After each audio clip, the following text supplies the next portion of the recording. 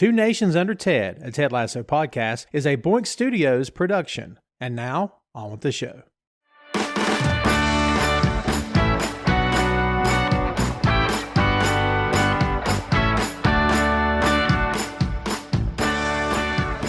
Episode 1 of the show. We're here, kids. This is Two Nations Under Ted, a Ted Lasso podcast. And yes, we are reviewing the very first episode of the show here today. Tom Clark here with you, along with Jay Luft and Joe Higgens. This should be fun. We're looking forward to this. We were riffing before we started recording, and Joe very wisely said, all right, we're wasting good material. What are we doing? Never waste your A material in the green room. Yeah. And we would have too. Yes. Yes, well done. So here we are. You guys heard the intro. You've heard the music. Hopefully everyone approves out there. I think everything came out really nice. You've seen the graphics. We are rolling, baby. As we said in the teaser, the world doesn't necessarily need another Ted Lasso podcast, but they're getting one because we're hell bent on making this happen. So there you go. I need to talk to someone about it because it is one of those things that I mean, I cry at everything anyway, but this genuinely hit me all the way through it in my heart, and rewatching it. That's good. It makes all the later stuff even better, but worse. If you know what I mean, like it's very, yeah. No, I feel you. It's who's the character from Family Guy that Chris always had to talk to him about what they watched? I love that character. It's like, we got to talk about it. Have you seen this? We've got to talk about it. So they talk about it in this stuff. Oh, it's so good. I go through that all the time. Have you ever watched something older? And then you've just now seen it, but you want to talk to someone and everyone's like, dude, that came out 10 years ago. What are you talking about? That's me all the time. At least with something like that's older, though, you've got people to talk about with something new. Like, I remember when we were watching these when they first came out, Joe, and we were like, sort of like tiptoeing around one another till we knew the other had seen it. Before we had to sort of like generally sort of jibe someone to see if they were in the same part of it as you were, and we got there in the end. But it was a merry dance for a while. It was indeed. Well, here we go, kids. Let's get into it now. Of course, we're talking about Ted Lasso as if we haven't made it abundantly clear. This will be Season 1, Episode 1. The title of this episode is Pilot. Very fitting, I would say. Original air date, August 14th, 2020. Yes, it's been that long. Of course, on Apple TV+. This episode directed by Tom Marshall. Story by Jason Sudeikis, Bill Lawrence, Brendan Hunt, and Joe Kelly. There are 10 episodes in Season 1. So there you go with some details kicking it off. Going into this episode, Joe, I think you said you came to this after it was on. Yes? Is that right? Had it already been on before you started watching it? I think I started watching it at sort of the tail end of Season 2 because I was like, I don't want to watch a program about football. I don't know anything about football. I'm not an actual sports person. Wrestling, yes. Actual sports, no. And a friend of mine was like, no, you'll really like it. So we were sitting there one night and my wife was like, oh, go on, put it on. And then after that bit on the plane where it's let's pretend if we meet in dreams, let's pretend we don't know each other. I was like, this is the show for me. This is it's that thing of it's clever within its own world, but there's also genuine characters in it. And rewatching the first episode, it is abundantly clear that it is a pilot because everything's slightly off as to where you're used to it being. Like the angle, they haven't like determined the camera angles where they're supposed to be. And you don't get the locked off shots that you would normally get, and like the stadium doesn't look right, but it's still Ted Lasso, and you can see why they looked at this and was like, yeah, we'll pick this up for 3 seasons. What about you, Jay? Did you come to this show in the very beginning or no? No, I'd had Apple TV for as long as I could remember, like, but prior to Ted Lasso coming out, I'd never used it. I just like had got it as part of my phone deal. I was like, oh yeah, I'll get to that. Never used it, and then it was earlier the year. Early last year. I think it was just after the second season had come out. I just watched 1 and 2 in one big go, and then I've been waiting for 3 since, and then it finally come, and it was like a breath of fresh air. It's funny enough. I'm going to sit here and say I can't remember if I followed. I can't remember if I followed directly from episode 1, but I do believe we jumped in during season 1. I believe is how it went. When you watch so much content, sometimes you get fuzzy on it. That's kind of where I'm at. Yeah. With this, but yeah, a lot to keep up with. So let's talk about this, guys. We open on football practice. The first cast member we see, the first person we get to see on this show is Hannah Waddingham as Rebecca Welton, the new owner of AFC Richmond. Lovely Rebecca Waddingham. Oh my God. Can we all take a minute and bask in her glory? I know you probably didn't, but if you watched this year's Eurovision, she was one of the hosts. I did, actually. And my God, I would have crawled over broken glass with my fly open for that woman. She just got it. Not because she's like a 7 foot tall Amazon woman as well. So Snoo is on the cards, but she got it. She got the fact that it's a bit daft and a bit camp and a bit silly. I loved that thing about it, but in this as well, I forgot how horrible she is at the start. Oh, I know. She's a monster. Yeah, I was like, I don't know whether I like this now. She definitely has the whole, in the first, certainly the first half, the first series, she's got the whole kind of she's still really bitter and really hurt from a divorce, and you can see it's a really kind of it's really raw to her, and she's just literally all right, I'm gonna destroy the one thing that my ex-husband loved the most, which is this football club. Letting it consume her, at the cost of that, and that's the thing that that's the redemption arc of her, is that Ted essentially saves her soul from becoming an embittered, horrible woman. He does. Person, well, not woman, person. She goes from being this kind of cutthroat, I'm going to destroy everything my ex-husband loved person, to at the end being a cutthroat businesswoman who wants to make the club thrive because it's hers now.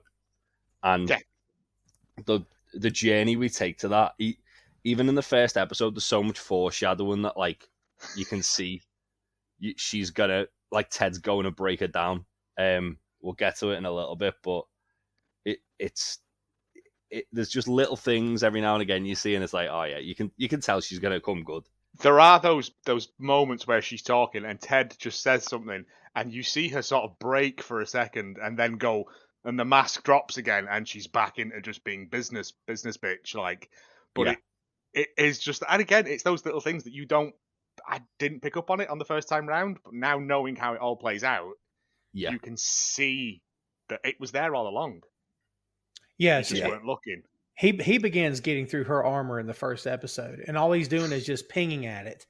But yeah, he breaks through eventually. You're 100% right.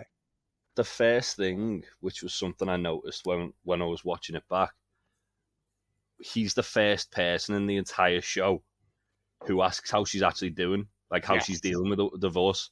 When she's taking him on the tour, and he says the whole thing, he goes, "Oh, how are you? All right? How are you getting on with that?" And you can see she kind of takes a minute and goes, it's like she's taken aback, no one's asked her. Everyone's so busy pointing out that she was the idiot because, he had all these women on the side, and she was the last to know that, when someone genuinely asks her a nice, genuine question about her own well-being, she's shocked that anyone's actually cares, because it's become this kind of media circus for her. But as she also mentions as well, as a woman, in the media, it's her fault. It's never the man's fault. And she has to bear the brunt of that, which pays off later with other storylines as well. And you do kind of feel sorry for her, but it's the fact that she's had to put up this armor, this thing to protect herself, because she's as we find out, she is a fragile woman. She's a fragile person. Nobody wants that. Nobody wants the media knocking on the door. When they start pulling Ted apart in that press conference, you can see her go, I know what that's like. I've been in these situations, and she sort of steps in to save him, but also doesn't want to because she wants him to fail. Of course. It's the start of that synergy between the two. I genuinely think that they're the best pairing throughout the show. Join the Untitled Wrestling Podcast for all the latest pro wrestling news from around the world.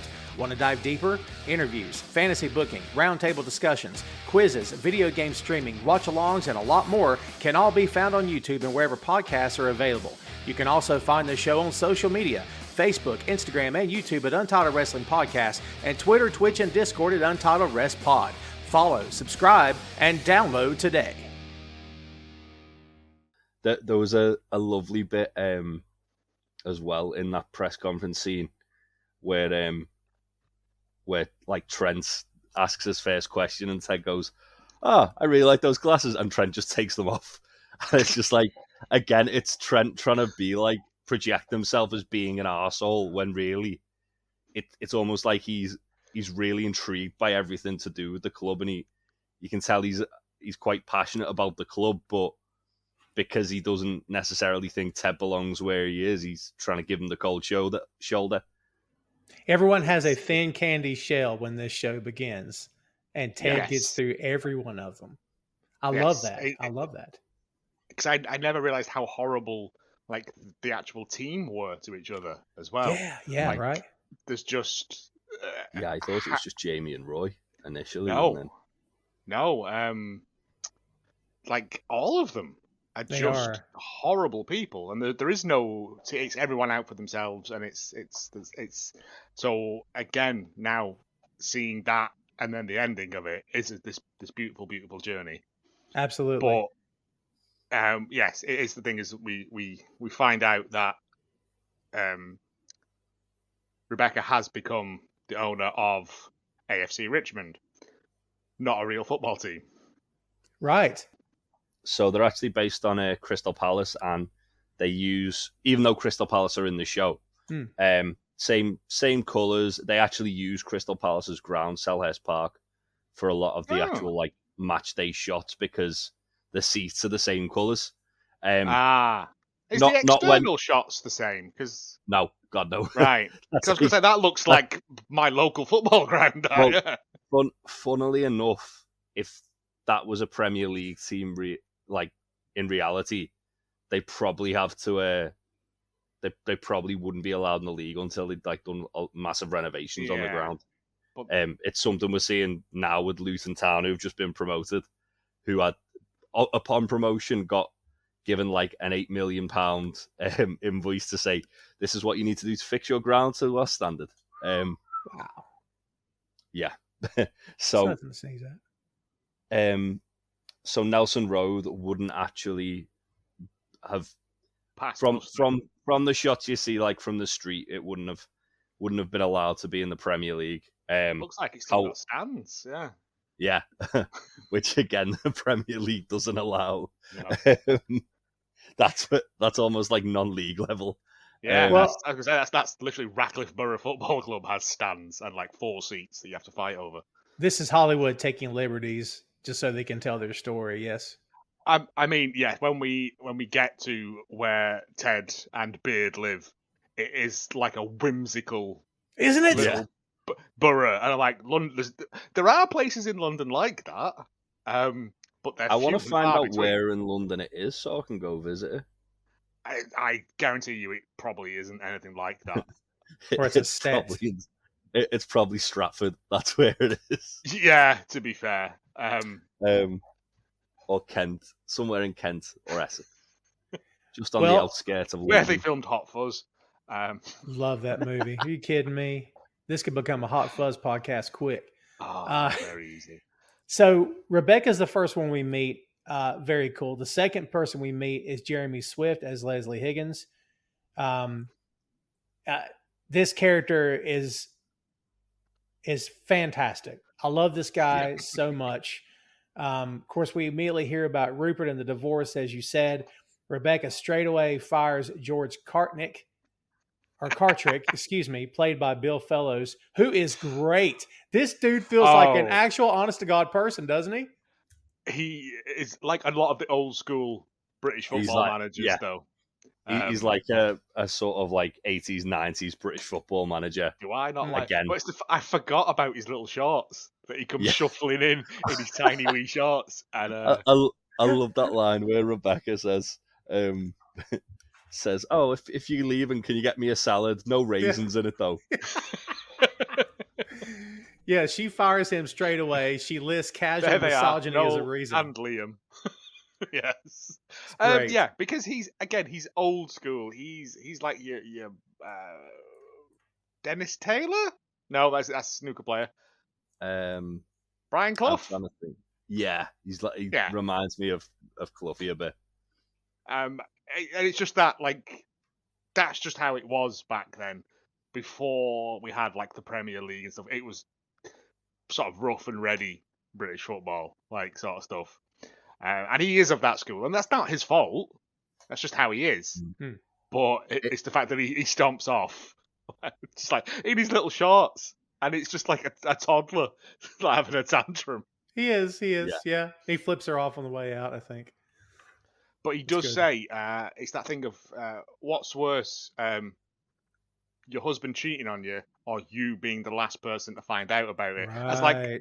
It's like spitting in her face as he walks off. Yeah, it is. And I mean, we see him later on. He becomes as they all do. He becomes a pundit. Sure. Yeah. For such a small role, it's incredibly well rounded out. He like you said, he feels like an actual character. Feels like he feels like he has a backstory and a wife, and they go to like Magaluf every year on holiday. Like you know that kind of person. He's definitely the kind of guy to go to Magaluf, find the only English pub in the island, get a full English every morning and a pint with his breakfast. Pint of John Smith's and the Sun. Yeah. Yeah. Absolute rotter of a boy. But that's just how he is. That's just how he was raised. He's a different generation. Actually, he's a Scouser. I don't think he gets the Sun. Some of the British references are going to fly straight over my head. I'm going to be real with both of you guys. The Sun is a trash newspaper for trash people. I know that bit, but I'm determined to follow along and learn something. This will be a learning experience for me. So, if at any point you want to just put like a record scratch in, and we can just cut in with like dictionary definitions of what things are for you. Hey, what is up? Tom Clark here for Tom Clark's 6M Podcast, where we focus on movies, music, Marvel, magazines, miniseries, and more. It's a complete geek culture / pop culture podcast. Brand new episodes drop every Tuesday. The show is available for subscription right now today on Apple Podcasts, Google Podcasts, Spotify, Audible, Stitcher, Amazon Music, and YouTube. Just subscribe and you'll be all set. Tom Clark's 6M Podcast. Is it Amazon that does you can hit the in-screen features, it'll give you dialogue on the screen about what you're saying? Yeah. Yeah, Prime does that. It's great. It's great. Yeah, I speaking of the Sun, I did like when there was the journalist from the Sun, and he's like the biggest slime ball he could get.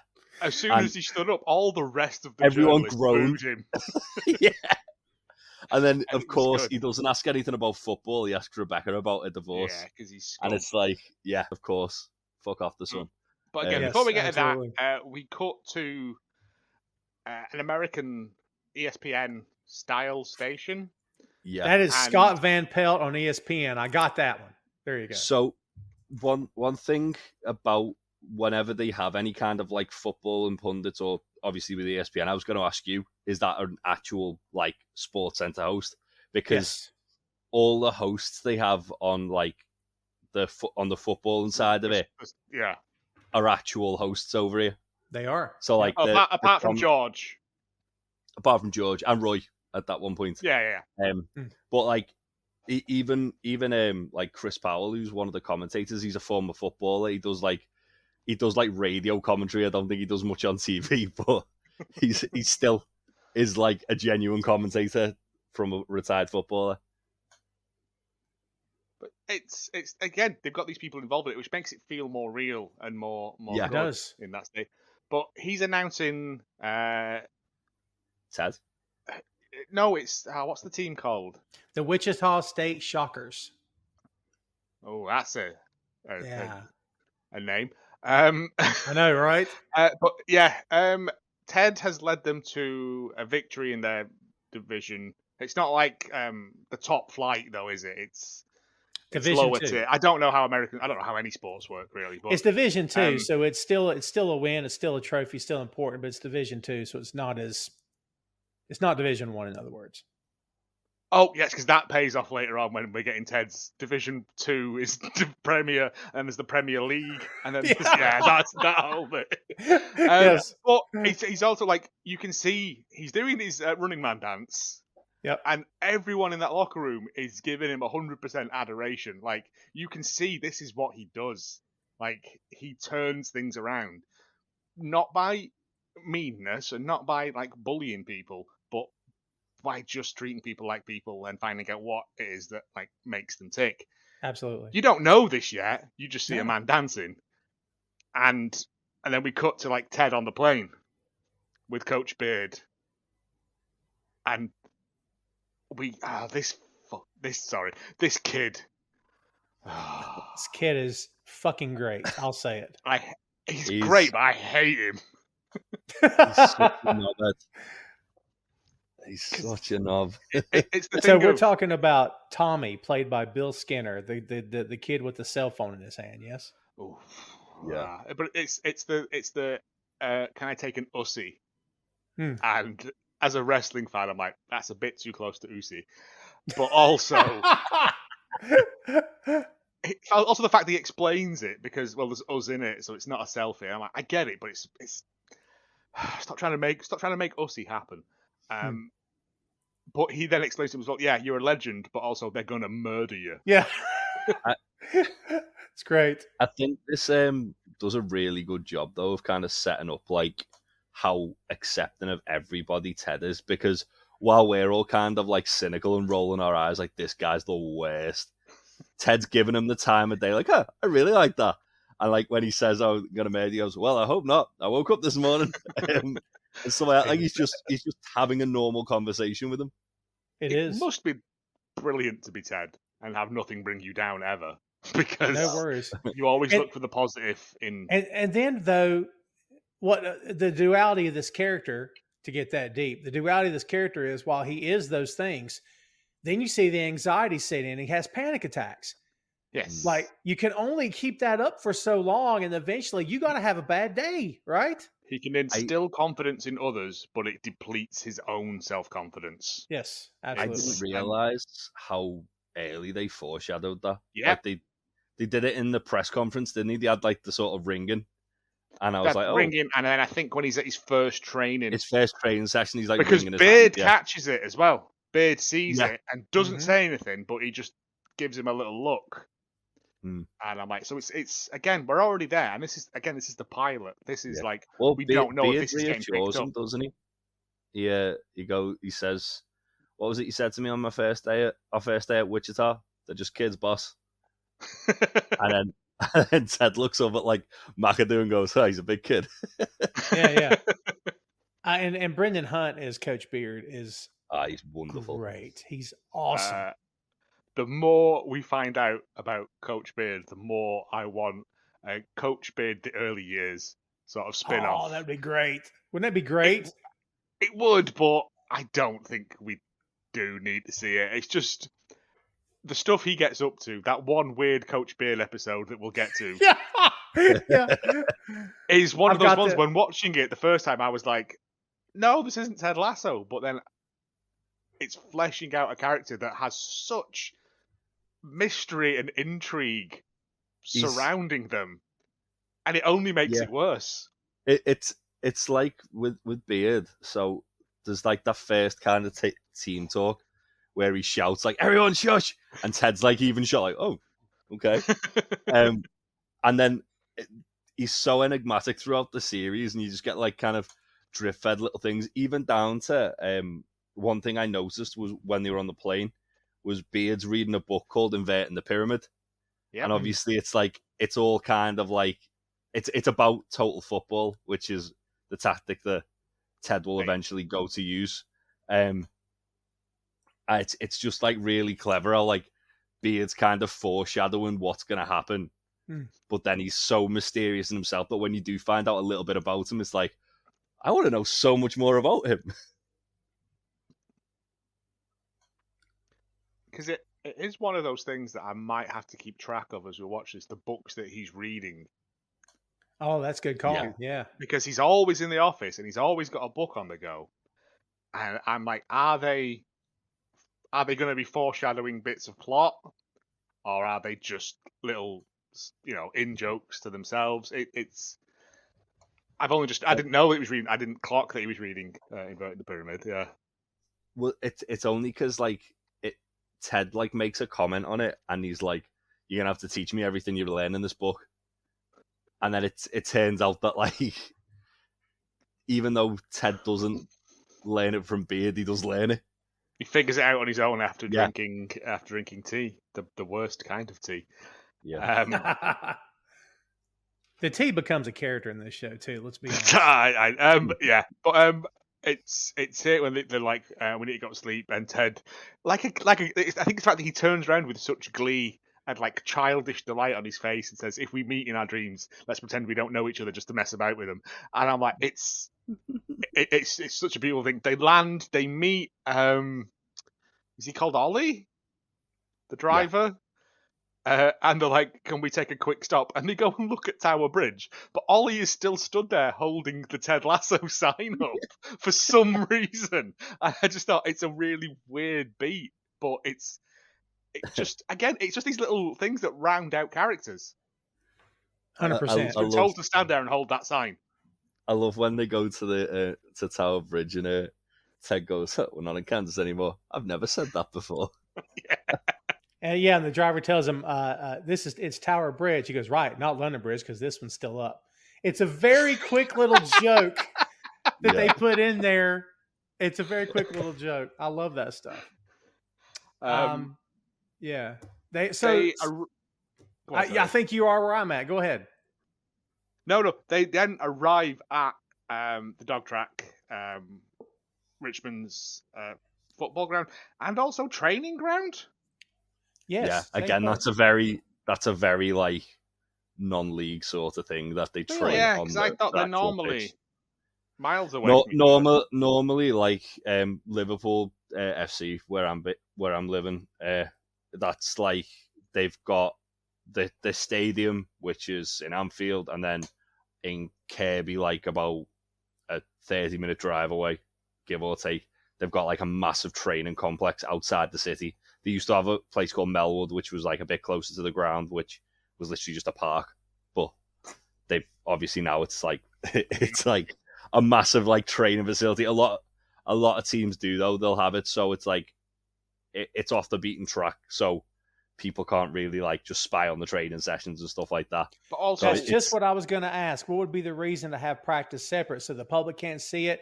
And is it also for the pitch that they want to protect that, or is that part for the pitch? Yeah. And also the other thing, because I've noticed this when I have done because sometimes you'll find a team will train on the ground the day before a big match or something. So if there's people doing a stadium tour, obviously Richmond aren't doing that, but if there's people doing a stadium tour, they'll allow people to go and sit in the stands and look at the pitch. So obviously if they're training on the pitch, people aren't allowed in because they might see some top secret weapon tactic that the manager's trying to learn. What was it? The backwards toboggan or whatever. Yeah. And all the secret plays. The Oscar. Yes. But they arrive and they step out onto the pitch, and we get this quite good shot of them walking down a narrow sort of gap between the stands, and it opens out, and then they walk out onto the pitch, and we just get someone screaming from the opposite corner at them. And it turns out that it's anti-hero /hero /redemption arc, the character that needs to be saved, Nathan, and who is the kit man, but also groundskeeper, ? I think so. Nick Muhammad as Nate Shelley. That's him. Can we just say how great he is in this episode, and how he is so incredibly likable? You know what I mean? think that's what makes what happens to him all the worse, to be honest. Yeah.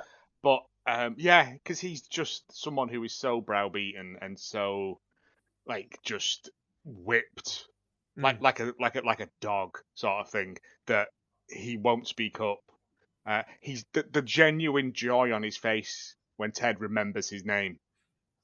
When he turns around and he says Nate, and he goes, "Is he talking to me?" And he says, "Unless another Nate appears, you're Nate by default." Yeah, and I'm just like, it's such a lovely thing because he's never had that. He's just always as we find out, they bully him and they pick on him, and because he's the kit man, he's the lowest in the pecking order. See, over here in the States, he'd be the water boy. That's what he'd be here. Yes, H2O. Do you love films that have the same plot over and over and over and over again with only slightly different looking people in the main roles, but just don't have time to watch them all? You do? Then simply listen to Hallmark of Greatness, the only podcast that takes you through such masterpieces as Love at Sea, Love at Christmas, and A Volcano Sacrifice for Love. See a pattern here? Available wherever you get podcasts from, and also find us on social media by looking for Hallmark of Greatness. Yeah, he's great here, man. Fantastic. Yeah. And as they're walking up, it's the line when Nate says to him as well. He says, "Oh, you're the new coach. Do you want some more grass?" Yeah. Because he's panicking. Just bits of turf. Yeah. I got some more. I said, I'll get you some more. And he goes, No, it's fine. Yeah. I got thoughts on his story arc. We'll get there eventually, but man. I got some question as well. Are Nathan's hot dogs a real thing? Yes, absolutely. They originated in New York. Yeah. It's not a joke that lands over here because, they're delicious, by the way. Just saying. And that's part of the joke. And that's part of the joke because Nate doesn't get it. Yeah. But and he's like, "Is that a thing?" And he's like, "Oh yeah, no. You don't have that over here." Yeah. That's like that line he delivers later. I can't remember if it's episode 1 or 2. And he said, "Did y'all get the OJ trial over here?" And I'm like, "What?" I think it's episode 2. What a great line. I think that's deliberately disarming as well, though, which is what Ted does really well. Yes. Play on British people's assumption of Americans' naivety. But anyway, we'll get to that when we get to that. He goes and meets Rebecca, and this is the first time they meet. And Ted introduces himself, and he says, "Thank you, Miss Welton." And she says, "Call me Rebecca. Miss Welton's my dad." Yes. And Ted just goes, "Okay, well, we'll have a talk about that later." And it's a great line. I don't know if you're joking or if that's something we're going to have to unpack. That's later. It, yes. Yeah. But it's a really good sort of disarming line. And that's what he does so well. Is just look past, like I said, that armor that they put up and see the person inside. We get Ted's first taste of tea. I'm with Ted on this. Which tastes like hot brown water. Brown sad water. Hot brown water. Yes. Hot brown water. Yes. I like tea. I'm a big tea. I drink green tea, peppermint tea, and matcha. I don't drink a lot of actual tea. But if you bang a load of sugar in it, it tastes nice. She says, "How do you take your tea?" She says, "Usually I take it right back to the counter because somebody's made a horrible mistake." That's good. That's really good. Yeah. She shows him around and tells him, and this is a great line. She tells him there might be ghosts wandering around and asks him if he believes in ghosts. And he says he does, but more importantly, he says they need to believe in themselves. And he delivers it so straight face. Yeah. And right off the bat, she's like, "I don't know. Who is this guy?" Like right away. Because, again, you don't know if it's like weird homespun wisdom, sarcasm, genuine beliefs, or a combination of all three. And I think that's what makes Ted such an enigmatic character, is that you're not sure what's what. There's so many layers to him, which just makes him such an intriguing character. Because, like, obviously he's got, like, kind of, like, carefree, happy-go-lucky Ted that he, like, shows everyone. Then he's got, like, his sort of, like, struggles with anxiety. And then even like, at the end of this episode, when he, like, calls home. And it seemed... I remember when I first watched this, I forgot how, like, dark it came across, where, like, he calls and then he's like, "Yep, yeah, I love you. Oh, sorry, you don't have to say it back. It's like, whoa, okay, like there's. I'm giving you the space you wanted. Yeah. And I was okay. Until that point, like the only hint that you knew that Ted was a family man was when he's decorating like his office and he puts the "Good luck, Dad" card down. Before that, there's no reference to his family whatsoever. There's a picture of his son and his wife on his phone, I think we see as well. But yes. Oh God, yeah, there is. Yeah, sorry, I forgot about that. But yeah, we get he gets thrown into the press room, which we've already seen. We've already talked about. Like they sort of start pulling him apart, ripping him up because Ted doesn't like fizzy water. Not a fan. No. when he's like panicking and he drinks it. He drinks it again. It's like I should have expected that. But the fact that as he's leaving as well, I apologise for spitting up on all your equipment.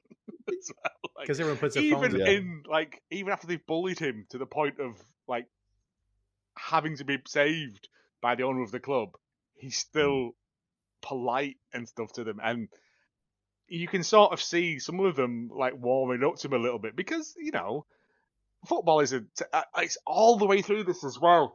I forgot. There are all the little bits that him and Beard are doing about they don't call it into touch, they call it offside, and all these little bits that they're doing throughout it, and it's really good because he uses them wrong in every situation. Yeah, but he's trying to learn, and he ends up in the dressing room where we're introduced to most of the team. We get Sam, we get Jamie. So Toheeb Jamo, which I may be pronouncing it wrong, hopefully not, as Samuel Sam Absanya. Absanya, excuse me. Phil Dunster. Both these guys are fantastic, by the way. Phil Dunster is Jamie Tart. Brett Goldstein as Roy Kent. Roy Kent. Great. He tells the room if he doesn't hear silence, he's going to start punching dicks, which sets the tone for who Roy Kent is. Yeah. Again, I forgot how much of a little shit Jamie Tart is. He is. Oh my God. Like, because I've only used to seeing the last season where he rounds out lovely, but at this point he is such an arrogant little tit. He is.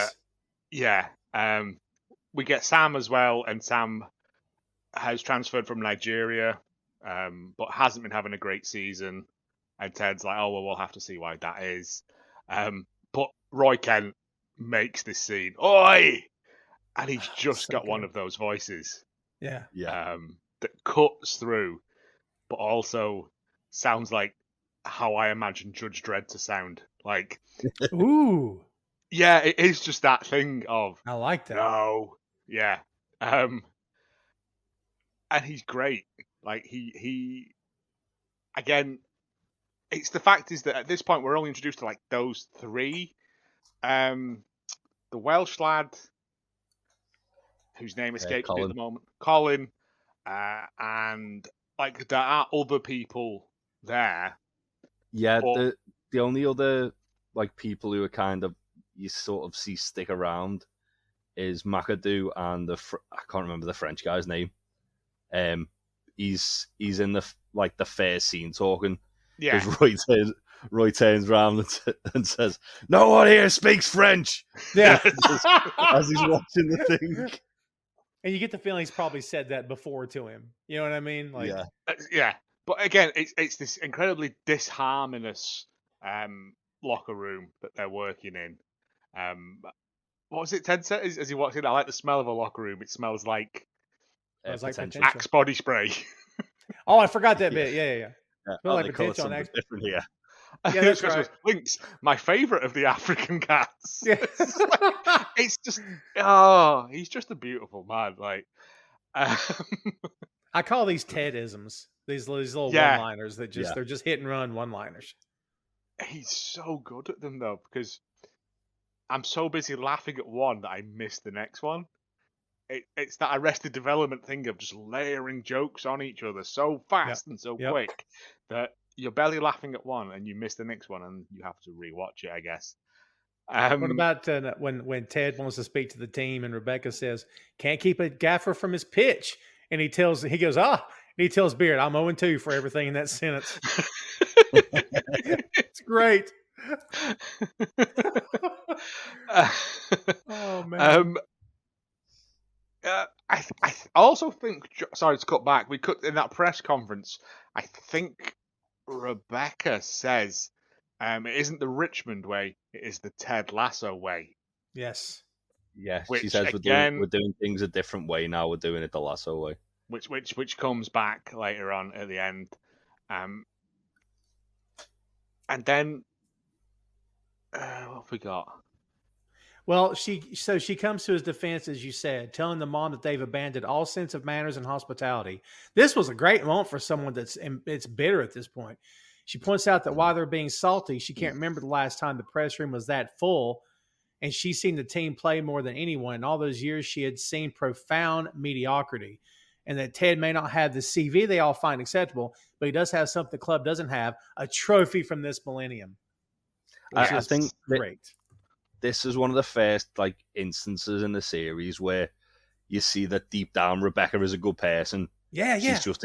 She's just extremely bitter at the moment. She's not going to let an innocent man get pulled apart by. Yeah, and she can see he's floundering, she can see he's struggling, and she's like choking on fizzy water. Yeah, I say I need to step in here and kind of stop this before it becomes worse than it is. And you know what? It's again trying to get deep here, but she's grieving.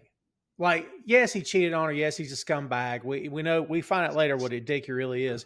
But she's grieving. This was the guy she loved for a lot of years. Sacrificed her youth to, yeah. Thank you. And she's grieving as if he's died, because the first step of, what is it? The first step is anger. It's the first thing you go through. Anger, rage. I mean, and it just goes from there. So she's grieving at the same time, for sure. That's what I think. What makes Rebecca one of the most well-rounded characters in it, because she goes through what anyone would go through. And yes, it's not just Ted. It's not just Ted who rein her in. Her relationship with Leslie draws her in.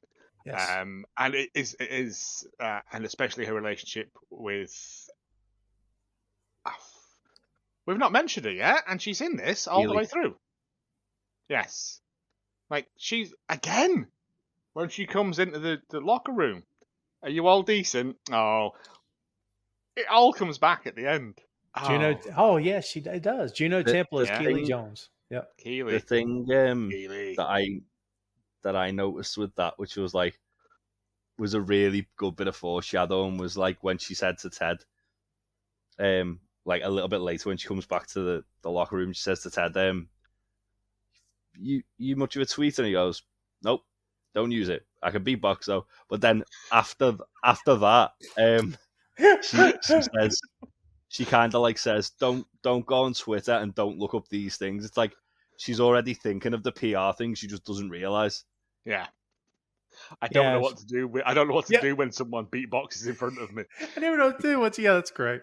Also, but as it's the pilot, you notice that Keely's really muted. She isn't wearing the flamboyant pinks and stuff that she wears. True. She's quite down to earth in it, which isn't a bad thing at all. But and this is Keely, who Juno Temple, who is Jamie Tartt's girlfriend, but is sort of, I think, what they called zoo girls here, or she's like a glamour model, isn't she? Glamour model, that's the word, yeah. And also very. I didn't mean to step on everybody, but go on. No, I was going to say because we flew by 4 people. Can you tell us our first episode? We flew by 4 people here. Adam Colborn as Baz, Bronson Webb as Jeremy, and Kevin Gary as Paul. I love the Crown and Anchor. I never knew they had names. Yes. I just always referred to them as those 3 in the pub. Same. Yeah, Baz, Jeremy. They are. They just yelling at Ted as he walks home one day, aren't they? They call him Wanker a lot. Yeah. So they're always kind of little shits to Ted at first, but then again, you can see they're like, even they're growing in like the limited, like sort of the limited exposure to Ted of just seeing him at the pub every now and again. They're like growing as people as well. It's so cool to see. And also the fact that you've got, is it Mo behind the bar? May. She reminds just Big Mo from EastEnders. Yeah. You've got May behind the bar, who is like Richmond through and through, but also is prepared to give like Ted a chance. She's the only one later on who is like, well, let's see how it goes, because they're all calling him a wanker and stuff. True. And it is again not a great character. She comes across as a very wise old woman, but there is her and them three lads dynamic is a good sort of back and forth of, if you've ever been in an English pub that is your local, there will be someone behind the bar who will just chat shit at you constantly. Yeah. Can confirm from working in a few. Yes, and me. Hey, Tom Clark here for Tom Clark's Main Event, and if you are not subscribed, you're doing life wrong. Going strong since 2014 with over 300 episodes and a variety of guests that include Randy Orton, The Big Show, Rob Van Dam, and a lot more. Check us out on all the major platforms, including YouTube at Boink Studios. Subscribe today, Tom Clark's Main Event. Yeah, May's played by Annette Badland as well, who's like quite a prolific British actress. School, yeah. She tends to play like that sort of like mother hen role in a lot of British TV shows and films as well. I think she's probably been in Harry Potter. Everyone who's a British actor or actress has been in Harry Potter. Have we done the bit where Ted's watching them train and he's Beard's pointing out who people are? And no, we haven't. Oh, because we sort of touched on it, didn't we? Because I think that's where he calls Nate over, and Nate brings him over some energy drink. And Beard's like, that's nice, and that's a big compliment from him. But it's the line of, where's he from? Wales, and that's in this country? How many countries are in this country? They're like 5. 4, but 1. 4? He's like, I'll never get this. I love the fact that Ted's like bemused at like, because obviously I didn't realize how much of a thing it was in like American football, that it's like it's pretty much just Americans who play it. Like it's not, they don't have like people coming from like all over like different leagues and different countries like playing it in that league. It's just that it's something that like I kind of took for granted when he was like, there's people from that far away coming here to play for this team. Yeah. And then I think we round it out, don't we? Oh no, we get Roy. Ted takes Roy and says like, and has a chat with him, and Roy stomps off, and he says to Beard, doesn't he? He's like, if you think he's angry now, wait until we make him our friend. Or wait until we win him over. Yeah, and that's when we get the believe sign. This believe sign here. Yeah, he starts hanging up, and I always thought, having seen it there, I always thought it was hung crooked as a part of a joke because it's painted crooked. But I was wrong. Not how you just like Mandela effect things in your brain. True. He hangs it crooked one way, and then Keeley helps him, and it's still when crooked. He hangs it. The words are level. But yeah, words are level, but the actual piece of paper isn't. Yeah, right. I again, it's just one of those things. I always thought that was like sort of one of those things, was that it might not be the easiest path, but it is right in the end, sort of thing. But I guess I've just added my own spin onto it in my brain. Well, when he compliments Roy, we got to give this line.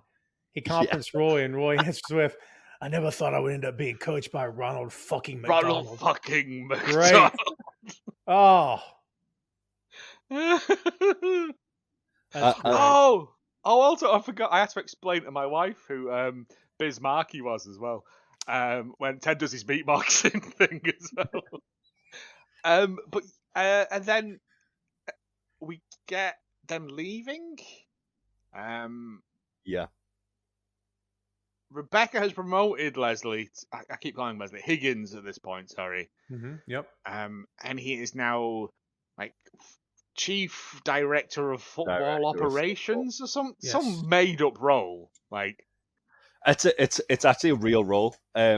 It's essentially like so the manager can kind of just focus on the pitch, and their job is essentially to run the club, bring in new players, bring in like sponsorship deals occasionally and stuff like that.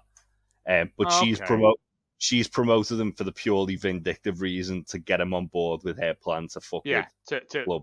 Because like you can see here at this point, Higgins is kind of into Ted, and he kind of like is digging him because he's the only character I think who stays more or less the same throughout the series. He's a nice guy, but he's kind of timid, but not like Nathan timid. Yeah, like he's just a man who knows when to speak and knows when to hold his tongue. Yeah. He just comes out of his shell a little bit more. He's a yes man about it. Yeah. Well, so kids, if anyone out there is a fan of the Major League films, and you had seen Major League before Ted Lasso, a lot of this is essentially the plot from Major League, right? It is. Where, like, like she's trying to sabotage the team so she can move the franchise to a bigger city. Well, here the owner's trying to sabotage the team because it belonged to her ex-husband. Just to hurt her ex-husband. Yes. No disregard to the hundreds of people that would put out of jobs. Their families, the crew. It would literally kill the the tourism in the area and stuff. Yeah. When West Ham moved from where my missus's mum used to live, all the pie and mash shops and all that shit, match day, dead now. Wow. It's down at thingy, isn't it? Yeah. It kills an area if a team dies. It really does. By the way, we also never mentioned James Lance as Trent Krim. Oh, we did. We didn't, but also, yeah. That's great. Trent's one of my favourite characters throughout the show, I think. Same, yeah. Trent Krim, the Independent. So good. Yeah. I love the way he's always just lurking for a story in the first series. But again, he gets a really nice payoff. But in this, he's working for the Independent as well. So why is he asking the question, is this an effing joke? Like, because that's if you know anything about British, the Independent isn't that kind of newspaper. I don't even think the Independent exists anymore. I don't know who reads newspapers. It's just dead called trees. But he wouldn't have done that, and it's fine. But Trent Krim is, because he's always got this weird kind of brooding sort of thing about him. Like he's halfway through writing a book about like Anglo-Greek history, but just can't be bothered to finish it because he doesn't know how to. He started something he can't finish. Can we say how many pretty people there are in this series? Like, everyone handsome, is beautiful, right? Oh, yeah, everyone is beautiful in this. Yeah. Again, like, not to be horrible, but I forgot how good looking Abasanya is. Like, he's a beautiful man. Yeah. He is. Yeah. There's just everyone in it is. I guess because it's football and everyone's. Again, nowadays everyone's beautiful in football. You look back at like fucking. Baseball was the same way in the States. I was gonna say Neil Ruddock's a good example of that. Neil Ruddock is, but yeah. I'm surprised he didn't have a player who was like him in the show. He's kind of like a cult, like football and like legend who looks like he doesn't like have any kind of like workout. He just eats a pie and have a pint before the match. I was going to go with Pete Beardsley, but whatever. Ah, yeah, Peter Beardsley. He didn't have any teeth. All right, lads. Trent says, you're an American who's never set foot in England, whose athletic success has only come at the amateur level, a second tier one at that, and is now being charged with the leadership of a Premier League football club, despite clearly possessing very little knowledge of the game. And Ted's smiling the whole time, says, is there a question in there, Trent? Yeah. And he's like, yeah, is this a fucking joke? That's great. What a great line. Again, though, that kind of like shows in itself, like, you can see that Trent's obviously quite passionate about the club, even though obviously as a like, I don't know, with sports journalists, he's sniffing around for a hot gossip.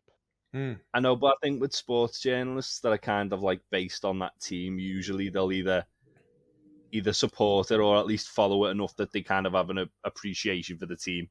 I don't know, because Trent has a dark arc and redemption, doesn't he? So Trent's digging in episode 2. Trent's trying to trip him up. I think the thing with Trent is that he obviously starts off like a typical journalist, where it's like, oh yeah, this guy's like looking for dirt. He's looking to catch Ted out. Yeah. But then, as soon as he starts like doing the book in the 3rd season, you can see like you doubt him all the time, but you can see that he genuinely cares about it. To be fair, he's been there from the start of Ted's career with Richmond, and so he can see firsthand the effect that he has had on the entire operation. Like, so he knows that Ted is coming from a place of goodness. So I think that might have something to do with it as well, and realizing that you can be the better person for the sake of your own soul rather than to tell a story. Yeah. That's what happens with Colin and stuff. Yeah. We were talking about the plan that Rebecca has. The fact is, we don't know anything right now. It's too early. No. We get a lot more in depth later. But when she tells Higgins, I know there will be elements to this little adventure that will weigh on you a little bit, but I'm sure it won't be harder than it was to sneak all of Rupert's women in and out behind my back all those years. That stuck in my craw a little bit. Yeah. Because knowing what Higgins becomes later on and how much he becomes like the right hand of her. But I guess everyone can forgive. Everyone is redeemable. I think if the show is nothing, it is about redemption. I think the thing with Higgins though is like he's what you could call like a servant of the club. Like he's fiercely loyal to the club. So he was fiercely loyal to Rupert to the point that he was doing things that made him kind of question his morals. And now he's fiercely loyal to Rebecca in the exact same way. But also he's got 5 mouths to feed at home. Yeah. And he's got double bass strings to buy. They ain't cheap. Got jazz gigs to go to. They're like a good set of double bass strings is about 120 quid. Like they're not cheap. He's got. So I understand why he's done what he's done, and also, but like I said before, he's a yes man. He will just do whatever was required of him, and it's only Ted that brings out the sort of independent streak of him, as we see in the next episode. Yeah. And we know also that he and Ted are the only two with families here, so they've got something in common. Yeah. Yes. There you go. I don't think they ever mention it, but when we get to the Christmas episode, again, that's one of my favorite ones. Yeah. So good. Genuinely makes me cry. Everything makes me cry. So this episode wraps up with Ted and Beard going to their new apartments. The gift basket is addressed to Tim Lasso, which is great. Yep. Ted calls his son. Full of hula hoops. Yes. Hula hoops, Bovril, pot noodles, Frey Bentos pies. All the great British things. I was eating a packet of hula hoops watching this episode, writing notes. I went and bought a big bag of hula hoops just so I could join in. To be honest, I forgot that they had them in the scene as well, and it was just like when I was eating them, I was like, oh, that's great that Ted's eating them. They're just delicious potato snacks. Top tier. It's him opening them, and he's got like a really nice flat. That's like a really nice flat, wasn't it? Jeez, I could live there in London. Well, in London where it's supposed to be, in fucking Kensington where it probably is. That's like $8,000 a month minimum rent. Like, one thing as well, it's got an upstairs, but you never see the upstairs. Is there? You only see the one true? level. Yeah, because when he opens the bedroom door, there's a flight of stairs going up. Oh, that could be flights up to someone else's flat. If you've never lived in London flats, there's stairs everywhere, mate. Landlords are bastards. Yeah, but from his bedroom to his okay, no, I didn't see that. But anyway, let's not dwell on the architecture of London, fake London suburbs. he phones his wife, and that's a real flat. You can actually, it's on Airbnb now. You can stay. Nice. Oh, fuck off! If we win the lottery, I think we should go and have an evening in that. We'll conduct a séance there. We'll do it. We'll do a live episode of this podcast from that flat. Oh, that'd be fun. But last episode. Yeah, he phones his wife, and he's like, "Yeah, I'm safe. They don't. I'm working. He's just Ted doing Ted stuff. Yeah, he's chirpy and he's upbeat. And then we get like this sort of beat where we find out that the marriage isn't good. She's wanted some space from him. And like he says he loves her. She doesn't. You don't have to say it back. And then Ted sort of goes, I can't go to sleep now. And it just ends. And it's like, there's so much stuff that has just been put in front of me. This bountiful feast of deliciousness that I can't possibly absorb it all. And I'm glad we're doing this so I can go back through and pick out the tasty, like, bone marrow of the things that I missed the first time round. I mean, you drop this pilot on any network on the planet, just this pilot, and as soon as they watch it, they're going to order it to series because there's so much great Apple stuff. picked it up. Yes. Yeah. I know, right? NBC didn't want to. Like, no. Any of the big Peacock didn't want to. It's ridiculous. Same thing, I think, yeah. But here we are. And I'm glad that it is, like, because there's no adverts, there's none of that nonsense in it, there's no blatant advertising. But it's just, I mean, if you want to watch it, it's available in salubrious places. You don't have to subscribe to Apple TV. Wink, nudge, nudge, say no more, say no more. But, again, the first episode of this lays so much of the groundwork in a pilot. Yeah, for sure. Where you think you want to, like, sort of get over the basic concepts of your show. Yeah. Ted Lasso didn't do that. It said, we're going out and we're sowing the seeds from day one. And I love it. For pro wrestling guys, this is long-term booking. This is what this is. This is long-term storytelling. For sure. Yeah. For sure. As I kind of touched on earlier with that as well, like it's such a tonal shift as well at the end. Like, obviously Ted's like this like ray of sunshine. He's dead like positive, really upbeat. And then as soon as it's behind closed doors, obviously he's got his own stuff that's going on. He's not as happy as he comes across to everybody else. It comes across that little bit with his hands, but you think, he might just have arthritis or something. But but yeah, it was, as I say, when he's kind of on the phone, it's like, with his family, it's like, okay, like his marriage is falling apart, and his solution is to literally like move as far away from it as he possibly can. That's the most space you can give someone is half the world. Oh, yeah, good call. Well, kids, there you go. There's the first episode of Ted Lasso. It's in the can. It's done. Awesome. Before we didn't take hit that half-hour time limit, did we? We didn't quite make it. We're only over by 31 minutes. But it doesn't matter because, like, I've genuinely enjoyed unpacking it all and like talking to people and having your theories and thoughts about what's going on. And you can't cram it in 30 minutes. No, there's no way. You can't cram it up in you. So what?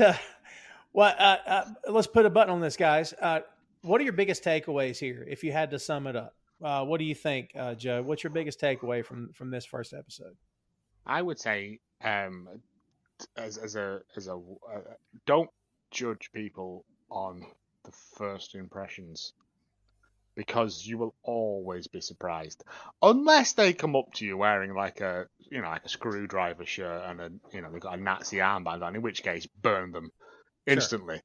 But most people are redeemable, and if this knowing now what I know, this program proves that everyone, no matter how much of a bumhole you are, is redeemable and can become a normal, well-adjusted and fun member of society. What say you, Jay? Yeah, I Can't say it better than Joe, really. I love the journeys the show takes you on with everybody. Like, so we were talking about it when we were like doing the pilot. I think Roy Kent might be my favorite character from any show ever, because he's just so he's so like stubborn, but when he finally kind of like realizes he's got to get out of his own way, he's just like great. But even in this, like like this first episode, he's just really kind of like, I hate everyone. I don't want anyone to even try and be my friend, with the exception of Sam, who he's instantly like, I'm going to look out for him because he seems like a nice guy. Like when Jamie's being a dick to him, he's like, leave it. But again, the more we find out about Roy and all that, it all makes sense. And that's what's beautiful about it, is that like they sow this, like I said, long-term booking. They sow the seeds of these things, and some of them don't flourish on the first season, some of them don't flourish on the second season. But when they do bloom, they bloom the brightest and hardest of all of the flowers. Yeah. Man, how am I going to follow that up? Are you kidding me? That was awesome. Sorry. Let's say you, Tom. 2 for 2 on that one. I know, right? Jeez. It was good. I laughed and stuff. That's it at the end. No, there was jokes. There was jokes and whatnot, and this fella with a mustache. So this is feel-good television. I'm a sucker for happy endings. That's why I don't watch horror movies. I don't like when the bad guy wins. And anyone that likes that stuff is effing weird. I'm just kidding. It's okay to like what you want, but I need the hero to win in the end. And the fact that Ted won in the end and took everybody with him is great. I love this show so much. This is one of those shows I'm probably going to rewatch multiple times. Whenever I'm sad. It does something for you. It's chicken soup for the soul. How about that? It is. I didn't write that, but I'll take it. There you go, kids. There's episode 1. Stay tuned. Episode 2 coming soon. We appreciate you. For Jay, for Joe, I'm Tom. We'll see you next time.